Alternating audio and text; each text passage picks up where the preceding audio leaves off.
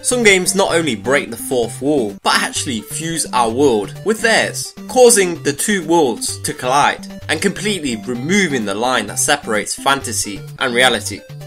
The first example of this is the classic action RPG StarTropics. Back in the NES era, many games had some form of copy protection contained inside the game box, but StarTropics takes the top spot for the most creative. Inside the box is a letter from one of the game's characters that sets up the beginning of the game, but later on in the game, the player will be instructed to dip the character's letter in water, and they mean quite literally. This does not refer to interacting with anything in the game, but instead dipping the real letter received with the game in water.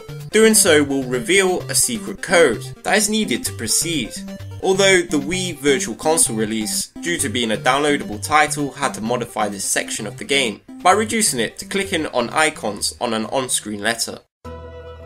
Black and White 2, a simulation game by Fable's Peter Molyneux, incorporates itself with the player's operating system for many innovative features, such as allowing the game to use the player's local weather forecast to be used for the in-game weather. Additionally, the game secretly took note of the name of the person that the operating system belongs to, and then following the death of a villager, occasionally playing an audio clip saying the person's name in a spooky voice. For example, if my name was Peter, I'd hear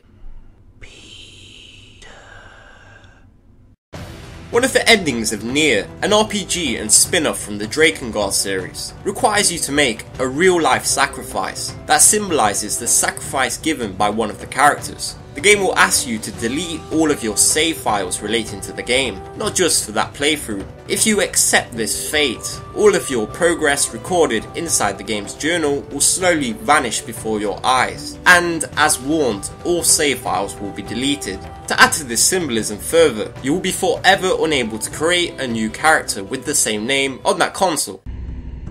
Evidence The Last Ritual attempted to use the potential of the adventure genre's gameplay to its max by having you search for clues on the internet to solve its puzzles. Also, the game sent you emails to your real address to further the story and give you hints. And if you lived in France, you could even receive text messages on your mobile phone and ring the characters in the game and talk with them.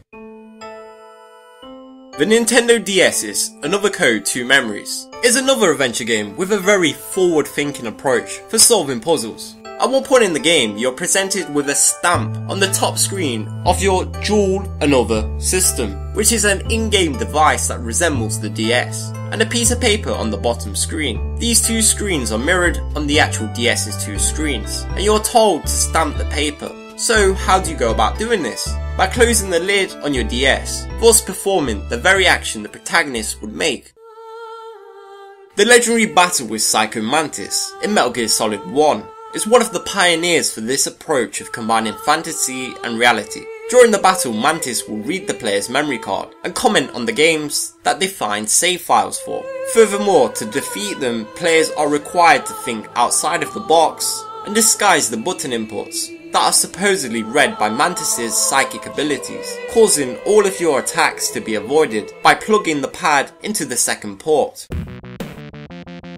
The penultimate level in Sega Genesis' X-Men game has a very clever but cruel mechanic in store for players after the stage's boss fight. You are given the objective of resetting the computer to proceed, but players trying to achieve this with a normal mentality will find that nothing in the game will trigger this requirement. The game is actually telling you to press the reset button on your console. Doing so will, instead of resetting the game, cause the game to continue.